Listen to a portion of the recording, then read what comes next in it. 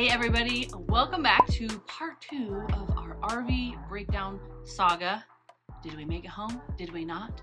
Find out as I recap everything. If you don't remember, you haven't watched, make sure you check out part 1 of how we got stuck to begin with. I realized as I was editing and going over the video that I had shot from our saga getting down there and even coming home, I did not do a very good job of videoing and covering everything that we went through because I was in the midst of it and sometimes it was just too stressful. We went through so many permutations of what we were going to do. Were we going to stay and have New Year's Eve in Birmingham, Alabama? Because that was the nearest town. We could, stay in there for a week until we get a mechanic to look at our, were we stranded? Maybe. I kind of thought we were. I was so stressed out and so over it at that point. I was like, I don't want to push on anymore. I don't want to invite any more problems or whatever, Murphy's Law. So I was ready to stay. Will was ready to go and keep trying to salvage our trip. That's the other part of it. We had reservations at campsites. And so we had to make all these phone calls on the way down with Disney and with the KOA. And we actually didn't ever speak to anyone at the KOA to know that they were going to refund our deposit. Luckily it was only, I think our deposit was like $90 or $100. But then I looked at my bank statement like halfway through our trip and I was like, oh, they refunded us the deposit. So we just left them a message. So they did that wonderfully. Appreciate. I was so stressed out and my nerves were just so on edge with all of this stuff and managing the kids and just everything going on.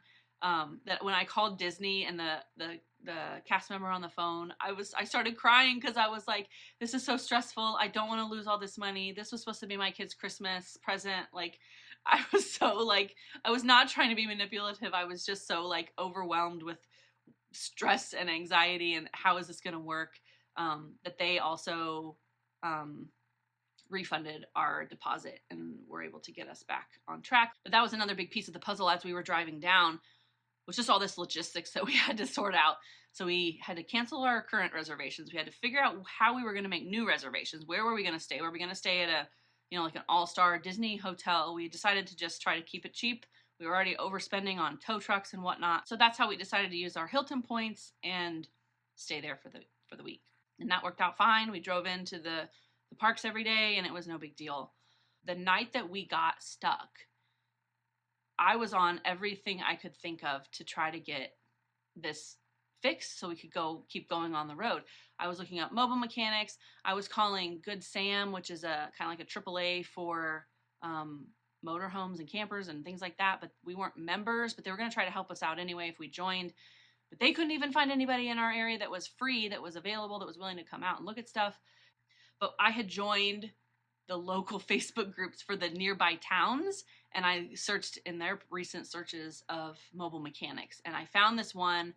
There were several listed, and I found one, and it looked legit, and it had recent posts. I went to their actual page, and I was just like, I gotta try something. So as we were driving down to Florida to begin with, I made the calls and said, hey, this is our situation. We connected with him. He was so nice. He actually has a motorhome of his own, and he was like, I felt better about that. He kind of understands how they're a little bit different than cars and things like that. They're just big trucks. So we made this work. And if it wasn't for Jason, I think it's his business is called Jason's Auto in Alabaster, Alabama. Go give him all your business. And if you ever get stuck in the area, give him a call. But he's our guardian angel and he was able to help us out. It was a very nerve-wracking because it was totally sight unseen. We never met in person. I was able to get through to him. He answered his phone. They have a 24-hour tow business as well. So he was at work on New Year's Eve and he picked up the phone. And so I explained to him what the problem was and said that we thought it was the alternator. At that time, we didn't know, obviously, so we were we ended up having to tow it to a Camping World, which was the big enough place to actually leave our motorhome.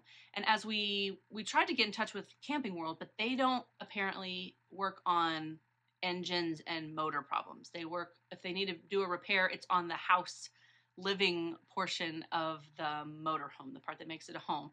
So that's plumbing and electrical in the house part, or maybe an awning or something like that. they couldn't help us. So we had this RV stuck in their parking lot, kind of outside, out of the way. But that's the only place our tow truck knew to take it that had a big enough lot to work on it. So it was sitting out there. We left the key where somebody could get to it. Hopefully only if we told them where it was. So from our Disney trip, while we were, in the middle of trying to have fun, we were always having to check on everything. So texting back and forth with him, he went out to check on it. He said, it's not the alternator. He was able to get the alternator to work somehow, jumping the alternator. I don't know. But he's like, I'm not 100% sure what's wrong, but he was going to tow it back to his tow yard, his mechanic shop, and see what he could look at there. So while we were on our trip, he was spending some time amidst everything else of New Year's and all of the work he normally has to do. Through some text messages, he said, I know what's wrong. It's just going to be exactly how to fix it. He said it's a wire. He said there's a electrical problem that's not relaying the information from the ignition down to the starter or the alternator, something like that. Like it was an electrical problem, but he said it was going to take him it would be a really hard and long and full of labor process to take the dash off and figure out which of the thousands of wires was the culprit. So we kind of left it that, and we said, we don't know if we're going to have a motorhome by the time we get up there, but we headed out when our stay was over, our hotel stay was over. We packed up in our little Honda and we drove back through Florida, through Alabama. And our plan was to just stay where we were. It was actually kind of a halfway point anyway, so it worked out. And we drove, and we found our camper. All right, we are back in Alabama. Driven all day. Head south on Fulton Springs Road. And we're heading towards... Continue on Fulton Springs Road for 2 miles. We're heading towards, hopefully, our RV. We found a person, sight unseen, who would come and pick up our camper. Hopefully, for 2 miles. We will find him, and he will have fixed our camper. Oh, there it is. There she is. There's our motorhome in the middle of all this, but he's in the middle of a tow situation. So, it looks like is that our tow dolly? He brought it on a separate truck too.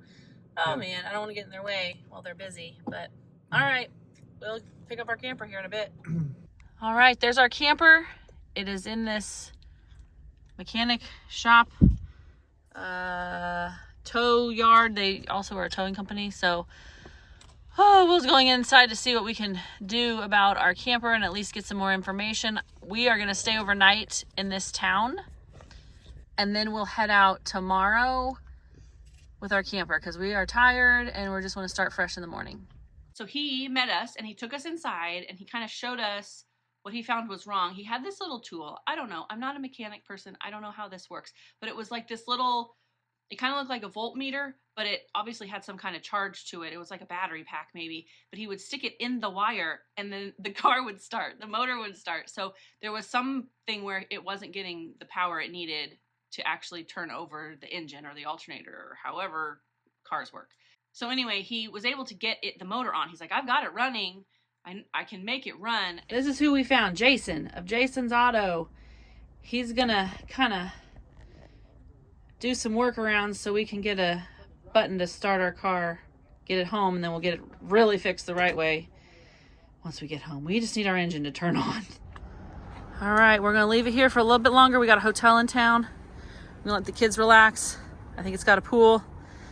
We will be back here probably tomorrow, maybe tonight, to get our camper, and we'll hopefully get home. Good morning from the southern side of Birmingham, Alabama, in the lovely town of Alabaster.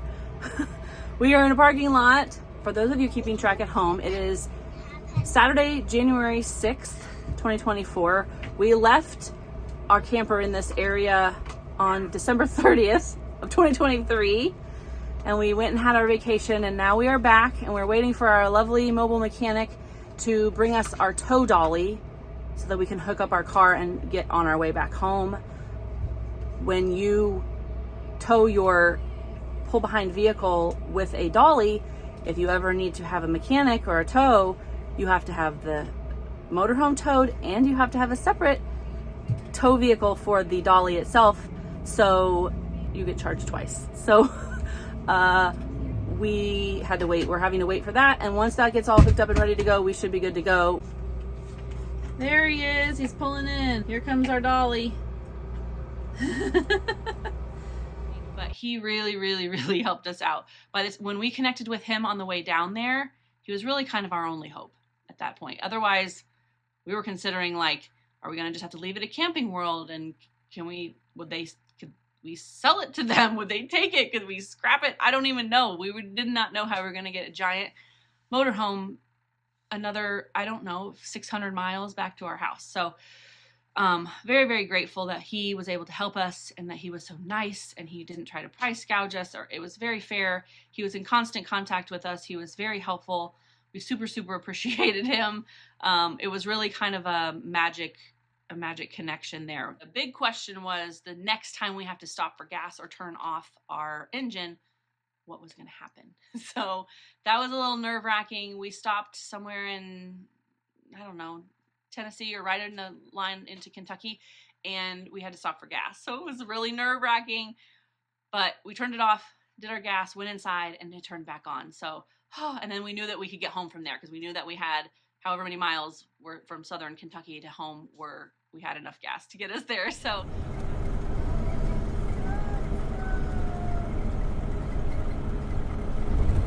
right there in Kentucky, Indiana, we're back in our state. We're still 2 hours from home, but